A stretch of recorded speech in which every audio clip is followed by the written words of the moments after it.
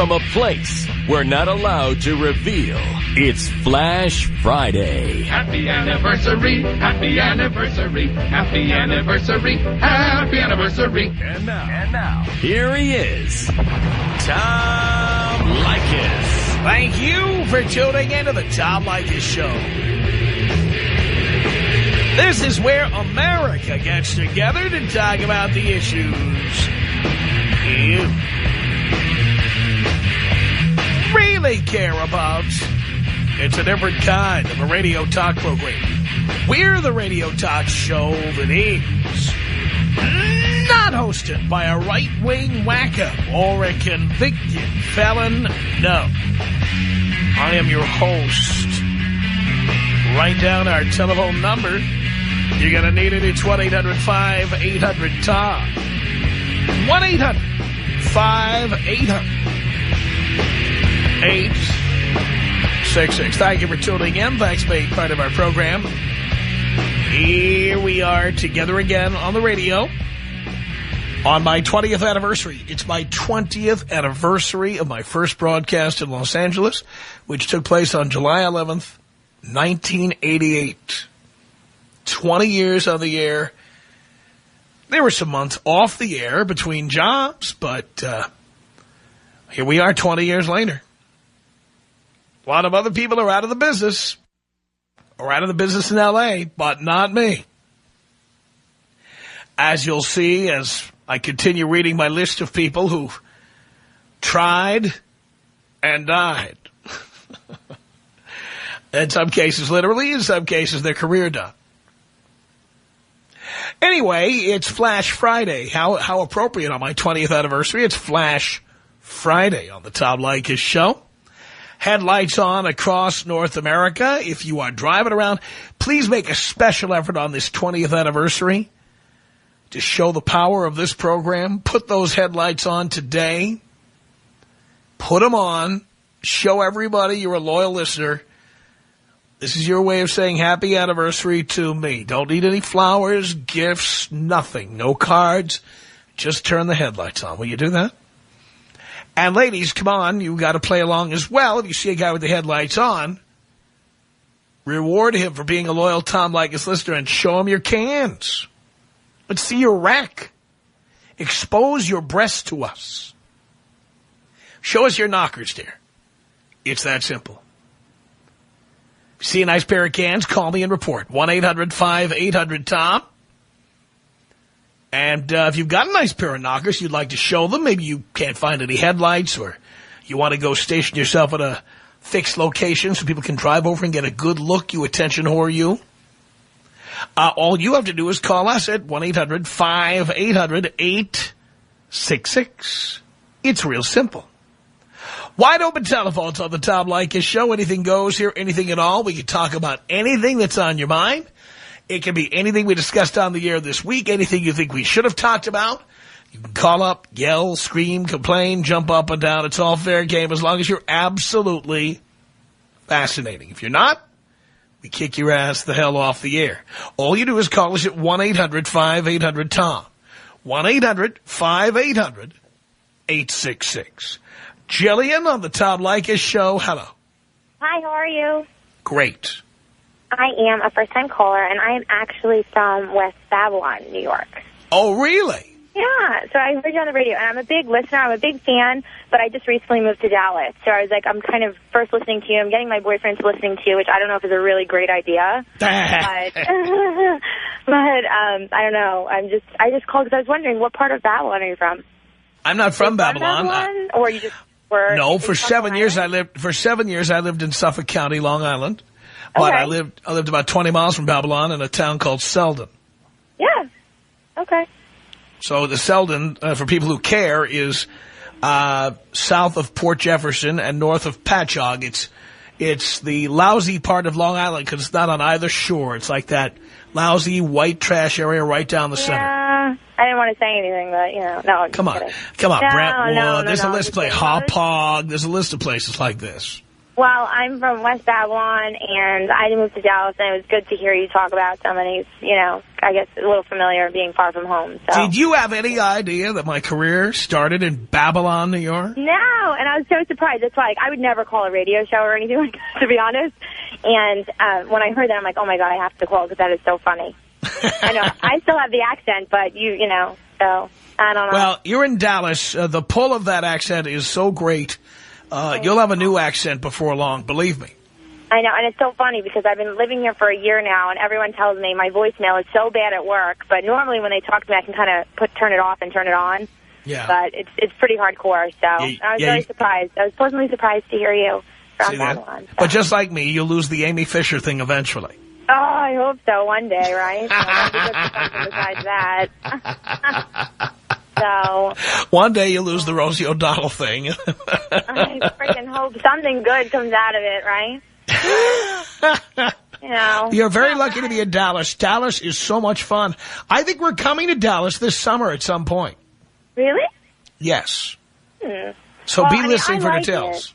I like it, but I'm still a Yankee fan. I'm still go Giants, that kind of thing. So because I've only been here for a year. But how are the Yankees doing, by the way? They're coming the first week in August, and that's the first time I'm really going to have the opportunity to really watch them when they play the Rangers, and I'll be all Yankee geared out because I just. So you haven't read the standings this season yet? I haven't. So you don't know what's been going on over there? So they're bad. But what's the number one team who's won the most championships out of anybody, any team, any organization? What, hasn't won any of them in the 21st century? But I'm talking about overall, and I'll be proud. At least I'm an honorable fan, so no matter what. As I always say with sports, that doesn't prove anything. If you spend the most money, you should win the most championships. Well, the fact is that between 2001 and 2008, the New York Yankees, by far, have outspent every team in the league. And how have they done?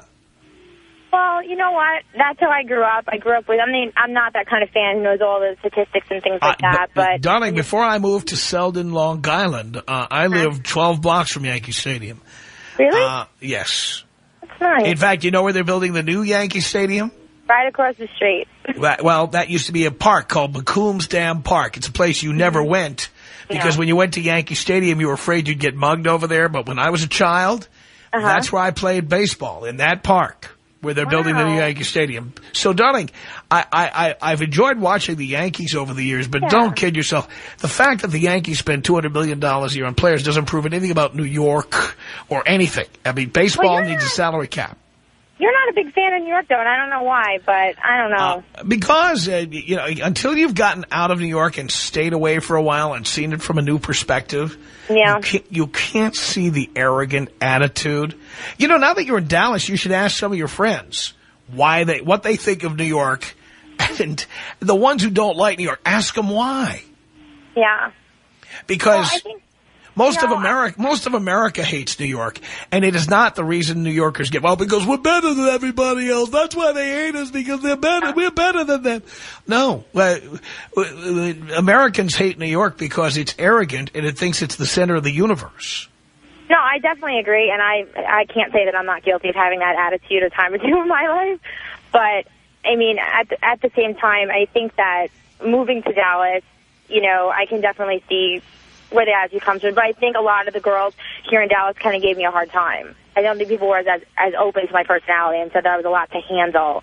Well, you're going to find as you travel around the country and spend time around the country, there are many people who hate New York. And it is not because people are jealous of New York. It is because we're tired of the whole country being geared to New York, when in reality that there are 343 million Americans who don't live in New York and therefore are tired of hearing about it. No, I get it. I'm happy that I can afford to buy stuff like a condo and things like that being 25 years old compared to being 25 and probably having to live with my parents if I was still in New York. So that's exactly right. Do you know a studio apartment in New York right now is going for about $4,500 a month? I know. I used to live there. It was $5,000. We weren't even in Manhattan. We were on Roosevelt Island, and we had darling, you've been following me. I lived on Roosevelt Island for about 4 years. Yes, I did. I lived at 560 Main Street. I don't even remember now. It's so bad. I don't even remember what it was called. We were right over in, it was just roommates. I stayed there for like 6 months, and I was like, peace, I'm leaving. Went back to my parents' house. But my dad still lives in the city on the Upper East Side. Everything. My mom works at NYU. It's just, that's where I grew up. So. And your mom works for NYU. I have an ex-girlfriend who works for NYU. Really? She works at pediatric surgery. So. You've been following me around. I know. See? I didn't know. You're not such a bad guy, huh? Oh, I'm a bad guy. Yeah, I would never, date you or anything, get involved, but, you wouldn't get involved. You wouldn't get involved, but you'd date me. You'd date me for a night or two. Sure you would. Now that I know. Well, you say that now. A couple of shots of tequila.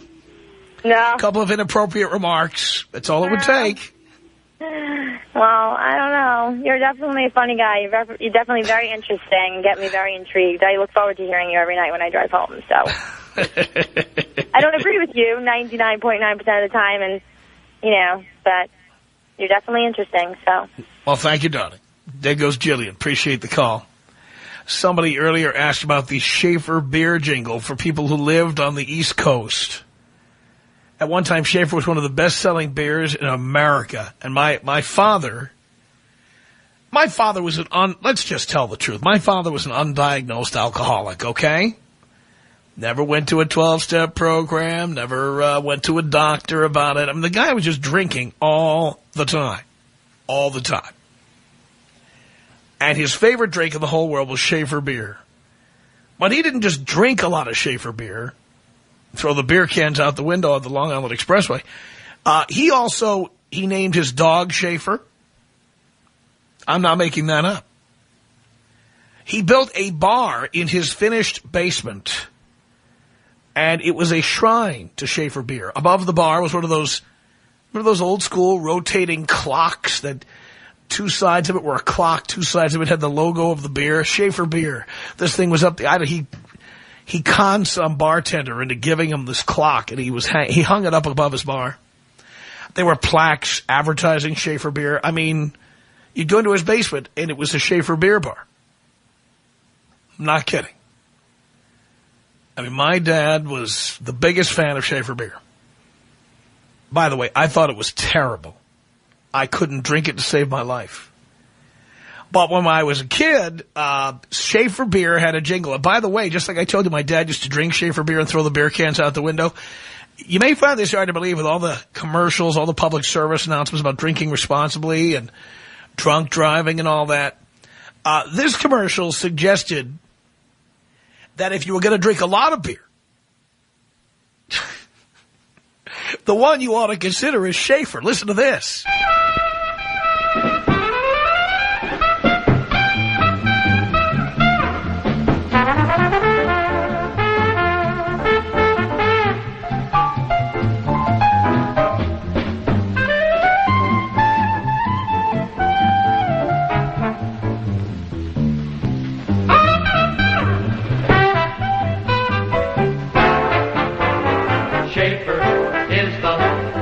Beer to have when you're having more than one. What? Schaefer pleasure doesn't fade even when your thirst is done. The most rewarding flavor in this man's world for people who are having fun. A lot of fun. Schaefer is the one beer to have when you're having more than one. So you're a kid and you grow up hearing that, and it's like, of course you drink, beer and wine and booze, and we're always having more than one. By the way, when Schaefer was still around in the now politically correct 80s, they changed the jingle in the face of all the drunk driving publicity and everything. So the lyric was changed to say, Schaefer is the one beer to have when you're out to have some fun. That's true.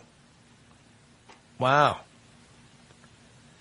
Anyway, my 20th anniversary on the air in Los Angeles, I started 20 years ago today. 20 years ago today. And as part of that celebration, I want to show you how hard it is to survive over 20 years, because the list of people who've tried to do this over the last 20 years is long. Once again, here are some of the people who tried to succeed in L.A. talk radio. And fails.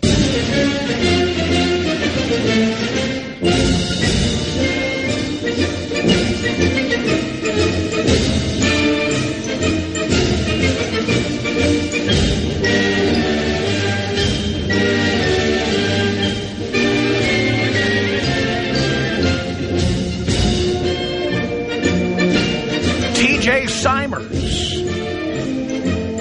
the daughter of T.J. Simers, whoever she was. Man Cow, the king of free radio. Yeah. Susan Olsen. Ken Ober. Van Earl Wright. Bob Rowe. Jim Lampley. Doug Krikorian. Chris Collinsworth. Dr. Susan Forward. April Winchell. Ross Porter. And some guy whose name, well, it was some combination thereof. His name was Mr. KTLKB. What is it? Mr. KTLKABCKFI. Whatever happened to that guy? Just some of the people who are no longer on the air in Los Angeles. But 20 years later, I still am.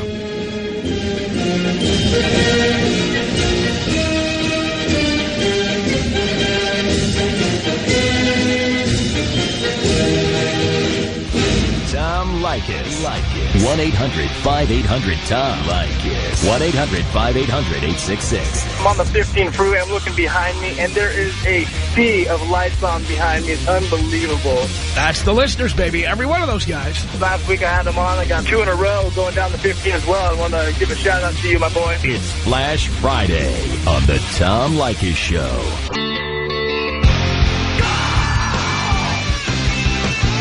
The Tom Leykis Show. Happy anniversary to me. 20 years of terrorizing Los Angeles radio. At 1-800-5800-TOM. Thank you for tuning in. Oh. Steve on the Tom Leykis Show. Hello. What's up, Tom? How are you doing? I'm doing great, Steve.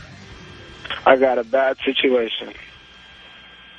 My girl's 5 months pregnant, and I don't know what the hell to do. She could still have an abortion, but I don't know, it's that morality kicking in. Your morality or hers? My morality. Hers, she's willing. Hey, watch your mouth. We're on the air. Excuse me. I mean, I don't mind the word, but we're on the radio. Definitely. So what do I do, Tom? Well, I mean, what do you want to do? You want to have children? No, I don't. Why not didn't right you use... now. Maybe 10 years from now, but not right now. Did you use a condom? I trusted her to be on the pill, brother. That was stupid. Definitely. We always tell you not to trust them on that. By the way, did she tell you she was on the pill, or you just believed it? Well, I was checking in and seeing her take the pills, but, it wasn't constant.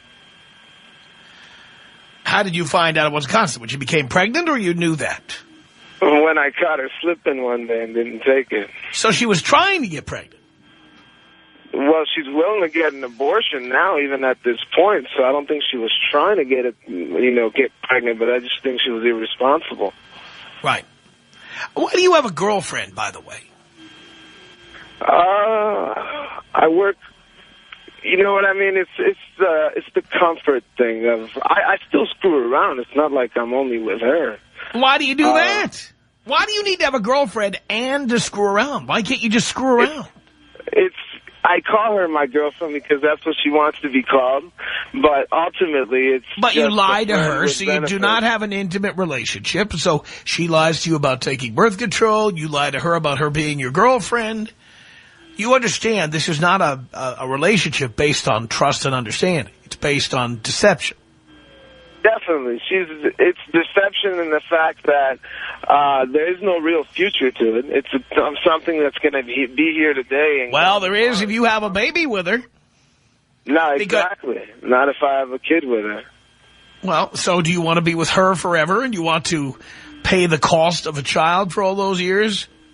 That's what was killing me, was the fact that, am I going to do this because of the money factor of it, or am I going to do this because it's the right thing to do? If it's for the money, I think it's wrong, but if it's the right thing to do as far as it'll better my life, Well, Steve, let's look at your life. What college did you attend? Oh, I own my own business. I make a six-figure income. Financial is not that much of a problem for me. Mm-hmm. And so what do you think is going to happen here? She, if she has the baby, whether you marry her or not, or move in with her or not, maybe you are living with her, I don't know. No, You're going to be stuck to this woman like glue. She's going to be stuck to you like glue for the next 18 years. I agree. If not longer. Now, you want that? Not really, no. Then you have to have an abortion. I agree. So then tell her to go have it. It's your mouth. You say that word again and we're done. Yeah. The money aspect of it is what was bothering me. The money aspect of it is a reasonable question. Because at some point you're going to be sending money to her that she's going to be spending on herself and the kid. I agree, but she's taking care of the kids, so that's, the money aspect. Right, so when she wants to buy a new dress, when she wants to buy a new dress to attract baby daddy number 2, and she uses your child support money to do it, you're okay with that? Not really. Well, she's under no obligation to prove that she spent the money on your kid. You're right about that. I make good money, so if it's based on my she'll income, be getting good money. What is child support normally? Well, how much of your income? About a quarter of your income, so you'll probably be paying about $2,000 a month. Wow. Hope you enjoy it. Definitely won't be spent on the kid. Well, does it cost $2,000 a month to raise a kid? Probably a little less than that. Right, depends how you're raising them. My kid, of course, but depends on the kid. Yeah, well, so what are you going to do? Get the abortion. I just wanted to hear it from the horse's mouth. Well, I can tell you that. If Tom tells me that this is the wrong thing to do, there's no way I can do it. Because that's what I would do. Being who he is, it would bother him. This has got to be the wrong thing to do. But if Tom let me tell you something. I paid for 4 abortions. Those abortions are why I'm a multimillionaire today. I agree. How much were they ever 5 months, Tom? What's that? Were they ever 5 months along? I never let it get that far, but still, 6 months is generally the limit. That means you got to get it done fast. I agree. Next week. Okay. All right, Tom. I appreciate the advice, brother. Good luck. Thank you. Thank you. Thank you for the call. Wow. 1-800-5800-TOM. That's our telephone number. It's Drew on the Tom Leykis show. Hello. Hello, Dad. Hello, son. Tom, I need to thank you. You've changed my life. First of all, it's a pleasure and it's an honor to talk to you. I'm sure it is. Well, here's the story. 3 years ago, senior in high school, I'm the biggest pussy you will ever know or see in your life. I, never got laid because basically I was raised by my mom. So I was always treating girls with respect and, paying for everything and doing this and that, and I never got anything. And I got a girlfriend, and she wouldn't have sex with me. She wouldn't do anything with me. But I thought, I should just stay with her because, maybe one day she'll give into it. And I was just, oh, my God, Tom, I was just thinking about it. So I called you, and you gave me the biggest ass-kicking I think I've ever gotten in my entire life. And it changed me, Tom. I just want to thank you for that. And so what ended up happening? How did she react? Oh, I DTV'd, and she was like, why? I don't understand. I'm like, well, you know what? I can't do this right now. I'm going to college, and you're not giving me anything, so you know, goodbye. She's like, what? And then basically I haven't talked to her since, and that was that. So I come out to now I'm in Hawaii, Tom. I go to college in Hawaii. Best decision I've ever made coming out here. Tom, I got to tell you, I've been out here for 3 years. I'm single right now. Nobody holding me back. I got my own place with my roommate. We got a nice bachelor pad. And, Tom, we're just bringing home chicks left and right. And I just, listening to you every day, I learned how to talk to women. I learned how to treat them, how to do this and that. And I just want to thank you, Tom. You're the man. I'm here to help. That's my gig. Oh, you're the best. I just wanted to tell you, one more thing. Your advice about going to college, for all these losers going to, like, community college and staying home and smoking weed, God, don't do it. College is going to be the best experience of your life, and if you do it staying home in community college, you know, smoking weed and just getting high all the time, you know, it's a waste of time, dude. College is the best experience of my life. And by the way, and now that we're in a recession, doesn't that look like good advice? It is, Tom. I mean, I'm studying. I got one year left. I'm going to get my degree in criminal justice, and hopefully I'll either be off to law school or working for FBI. So I think I got a good life ahead of me. We can use some help there at the FBI. Yeah, it's a big career, and I just want to thank you, Tom, for everything. And in honor of this Batman movie coming up, can you take me out Heath Ledger style? Well, that would be tasteless, but I certainly could. I wish I knew how to quit you. Tom Leykis. 1-800-5800-TOM. 1-800-5800-866. Tom, you are a god. You are my higher power, my friend. It's the Tom Leykis Show.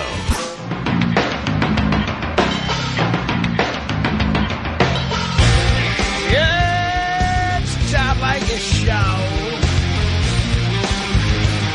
1-800-5800-TOM. Say happy anniversary to me. That's right. 20 years ago today, I did my first radio show in Los Angeles. My 20th anniversary. Let's say hello to Paul on the Tom Leykis Show. Hello, Paul. From Seattle, Washington, hello and happy anniversary, Tom. Well, thank you so much, Paul. Oh, no, thank you. You know, I've been with you many, many years, and I really am so happy to have the technology to hear you across the web and distribute the name of your show across the world. You've come a long ways, my friend. A long ways. Well, thank you so much. So I've been listening to you since the 90s, and the thing that actually captured my attention about your show was your opening sequence way back when you had this opening sequence, it went, thank you, and then you had the guy running through, it's almost showtime, da-da-da-da-da, and you had that opening intro sequence. That was hilarious. Yes. Yeah. We had that for many years. The only reason we don't run it anymore is because it made reference to all kinds of things that were going on at the Westwood One radio network, and we don't work there anymore. We now work at CBS. Yeah, I understand. But yes, we played that for many years. In fact, that was on the very first Friday show. I know. I love that. So I've seen multiple live shows with you and parties in Seattle, in Portland, and for any of you listeners who haven't been to a Tom Leykis listener party, you need to go because they have more racks than a rifle shop in Issaquah, Washington. I'm telling you, it's out of control. Yeah, good stuff. Good stuff. So, hey, there's one thing that I did want to just interject here on your 20 years. Tom, think about it. From the 80s all the way up to now, we've seen the transition of radio back from AM, FM, and now it's on the web. Now you can, you could do all sorts of things. You got to be really proud of your accomplishments. What do you think of radio, where it's been and where it's at right now? A lot of people are afraid of all the technology. I am not. I am very excited about the technology because among the benefits of the new technology is we will be free from the tyranny of program directors who think they know best. Anybody who wants to listen to this show now can hear it. Yeah. You know what's interesting is that CBS owns about 140 radio stations, including, is it 6 in L.A., 6 or 7? And, about 6 or 7 in New York as well. Our station in Los Angeles has the second most online listeners of any station of the CBS chain. This is CBS we're talking about. There you go. And the listeners are around the world. In fact, the listenership doubled in one fell swoop when CBS added AOL. And it's Radio at AOL, their feature there where you can listen to radio stations across the country. Mm-hmm. When they added the 20-something million users of AOL, the listenership skyrocketed. In fact, one week we were #1 among all CBS stations. And we're not in the biggest market. New York's the biggest market, but we're there at the top. We're the #2 all the time. Very exciting to me. So the people who are afraid of new technology, they should make their programs better. And then they have nothing to be afraid of. Exactly. So what do you think about McCain's recent comments about, or lack thereof, about his Viagra question from that reporter? I thought McCain stammered so much. It was just embarrassing for the country that such a backpedaler would even remotely be. Well, let's first talk about Carly Fiorina, the person who is his supposed economic advisor. There you go. Yeah, there you go. I mean, Rome is burning, Carly. And maybe you've been living in Palo Alto too long with millions of dollars. But you know what? This is not the biggest problem we have right now. And it isn't even one of the top 20 that people care about. Why is she even talking about that? But, of course, if it makes McCain look bad and makes him look like he's fumfering around, I'm thrilled. But Carly Fiorina, in my opinion, she failed at Hewlett-Packard. She got her ass kicked out of there. Hewlett-Packard now is doing way better than when she was the head over there. Absolutely. And now she can do to the McCain campaign what she did to Hewlett-Packard. Yeah. It's just, it's a train wreck waiting to happen. I mean, it's just embarrassing. So, hey, Tom, I really appreciate the call. Can you take me out either macaw style or old school? Well, before I let you go, do you want to hear the old open? Oh, absolutely. All right, because we dug it up. This is what the show used to sound like. All right, we are less than 1 minute away from wide open telephones on the Tom Leykis Show. It's time to check in with all departments, make sure everyone's prepared for today's broadcast. Music library, are you there? Music library ready. Good. How about the sound effects people? Sound effects ready. Okay, master clock people, timing, are you there? 6. Hello. Timing and flow ready. Wonderful. Turntables? Turntables ready. Great. Pre-recorded department. Tape decks ready. And our splicing people. Dubbing and editing ready. Perfect. Thank you. Enough. Hold it already. Special effects, are you there? Special effects ready. And thank you, special effects. Special voice effects. Boxes ready. Oh, that's wonderful. How about the sales department? Are you there? Marketing and sales ready. Thank you. Okay, engineering department. Are you there? Engineering department, stand by. Stand by. We're on the air in a minute. Thank you very much. BDUP department, please. Thank you, John, Paul, George, and Randy. Okay, prepare to fade down the musical background as we go to the 10-second countdown for the Tom Leykis Show. Thank you. We are 10 seconds away from the start of the Tom Leykis Show. All departments, all personnel, stand by. The Tom Leykis Show is about to go on the air. At 3 seconds, we will go to silence, and then we will cue the opening theme for the Tom Leykis Show. Stand by. Cue the theme. And that ran, I think, for about 10 years on Fridays. That's what it was. Is that what you were thinking about there, Paul? Fantastic. Yeah. Great.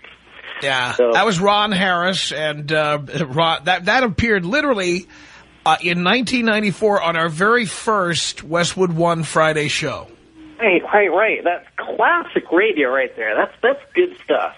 And maybe someday that'll all come back, but right now everyone's high-tech and going corporate and having to deal with all the other stuff. But someday that's going to come back, I think. Well, we try to do radio in an old-school way, and that is we don't do slogans. We're anti-radio. We're anti-radio BS.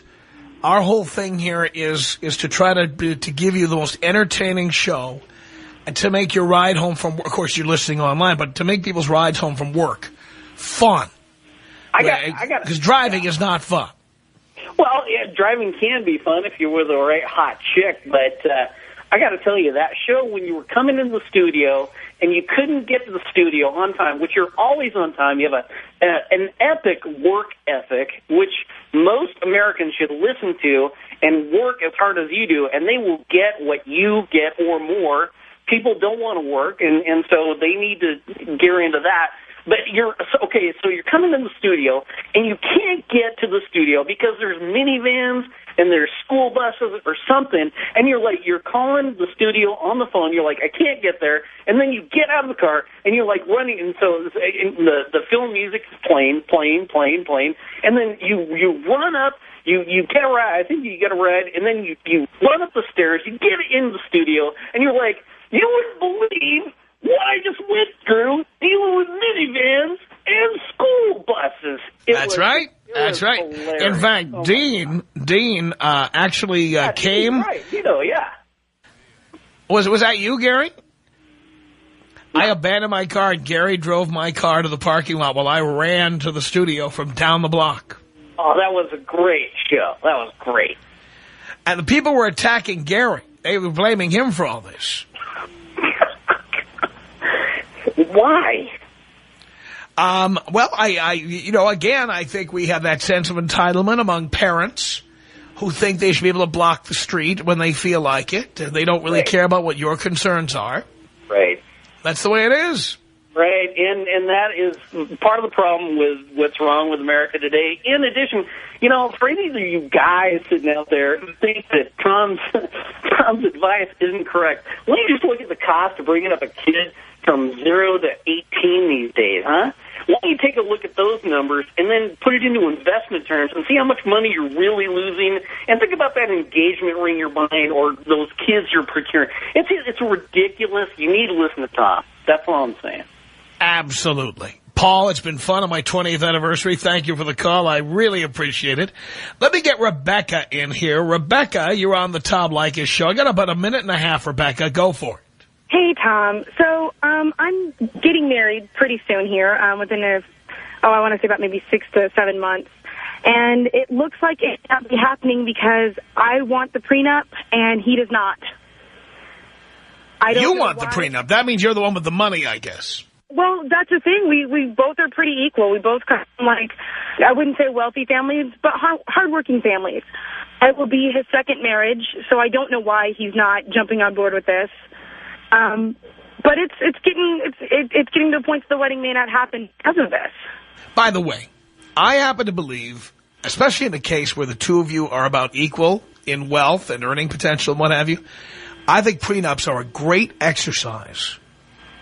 It's very important to have this conversation because you need to know what kind of person you're marrying and how much have you learned in the process of asking the questions that it takes to get a prenup done.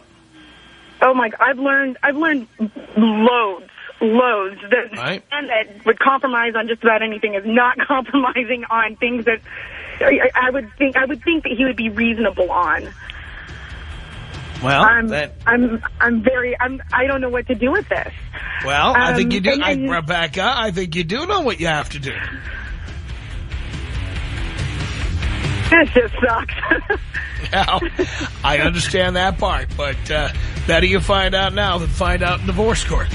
Our email address is tom@blowmeuptom.com. The Tom Leykis Show.